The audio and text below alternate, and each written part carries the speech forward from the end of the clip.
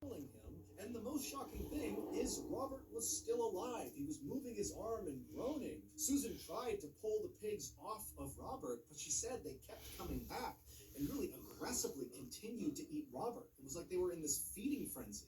And so Susan said, I thought about lifting him up and moving him, but Robert was practically split in two, and she felt like if she tried to move him, that would kill him anyways. And so Susan said she did the thing that she thought was right at the time. She left the pig pen, went into the barn, got a shotgun, ran back to the pig pen, raised the weapon, and fired it into Robert. Susan told the sheriff that this was purely an act of mercy. She was ending his suffering.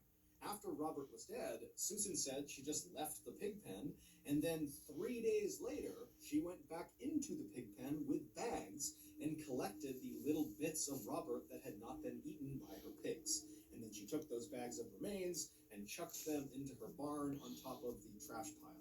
But clearly, Robert's remains had not remained in the barn because the thing that deputy had whispered into the sheriff's ear when the sheriff was talking to Susan in the kitchen was, "Sir, we found a leg outside."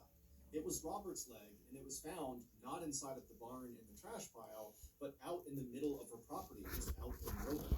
Susan, when confronted with that information, suggested that, maybe a wild animal had gone into the barn, got a hold of it, and dragged it off. The sheriff didn't even know what follow-up questions to ask, and so he just said, "Well, why didn't you call 911 when you first saw Robert? I mean, maybe we could have saved him. Or at least after he was dead, why didn't you tell someone?" Susan would say that the reason she didn't tell anyone is she was afraid that if word got out about what her pigs had done, then her pigs would be euthanized and she would lose a major revenue stream because she sold her pigs' meat in town.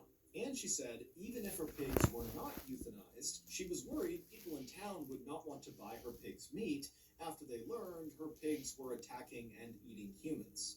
Susan would tell the sheriff exactly where they could find the bags that contained Robert's remains, and she even said she would take a polygraph test to show she was now telling the whole truth.